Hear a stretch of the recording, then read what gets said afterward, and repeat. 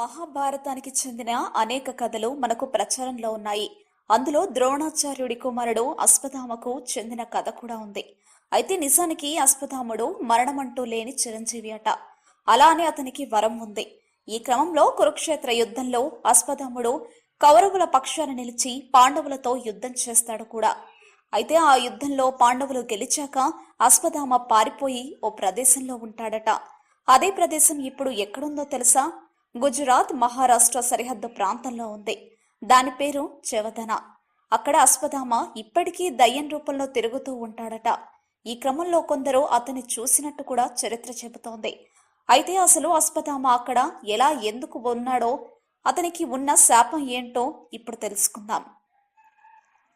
కురుక్షేత్ర యుద్ధంలో అర్జునుడు అశ్వత్థామ ఇద్దరు తలపడతారు.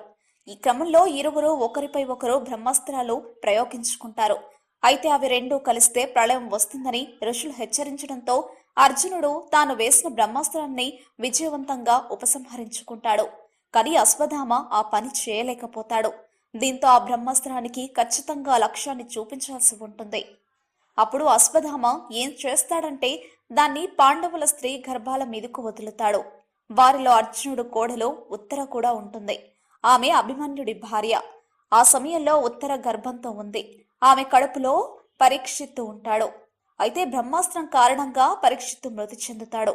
కాని కృష్ణుడు తన యోగమాయతో చనిపోయిన శిశువును మళ్లీ బతికిస్తాడు.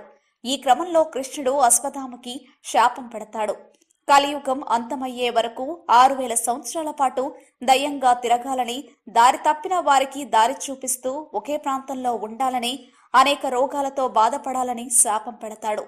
ఆ ప్రకారంగానే అశ్వత్థామ ఇప్పటికీ పైన చెప్పిన చెవదన అనే ప్రాంతంలో నిత్యం తిరుగుతూ ఉంటాడట. చేతిలో కాగడతో తిరుగుతూ దారి తప్పిన వారికి దారి చూపిస్తూ ఉంటాడట. అయితే పైన చెప్పిన దాంతో పాటు అశ్వత్థామ గురించి తెలుసుకోవాల్సిన మరికొన్ని విషయాలు కూడా ఉన్నాయి.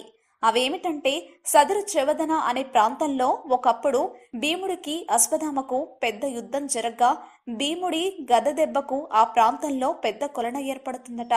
అది ఇప్పటికీ ఉందట. దాన్ని భీమ్కుండ్ అని పిలుస్తున్నారు. అదేవిధంగా మధ్యప్రదేశ్లోని అసిర్గఢ్ అనే ఓ కోటలో సుమారు 5000 ఏళ్ల కిందట అశ్వత్థామ నివసించేవాడని, అక్కడ ఉన్న శివాలయంలో అతను పూజలు చేసేవాడని చరిత్ర చెబుతోంది. అక్కడ మహమ్మద్ జహీర్ అనే ఓ ముస్లిం వ్యక్తి ప్రస్తుతం గుడిని శుభ్రం చేసే బాధ్యతను నిర్వర్తిస్తున్నాడు. కాగా ఆ గుడి ఉన్న కోట ఇప్పుడు టూరిస్టు ప్రదేశంగా మారింది.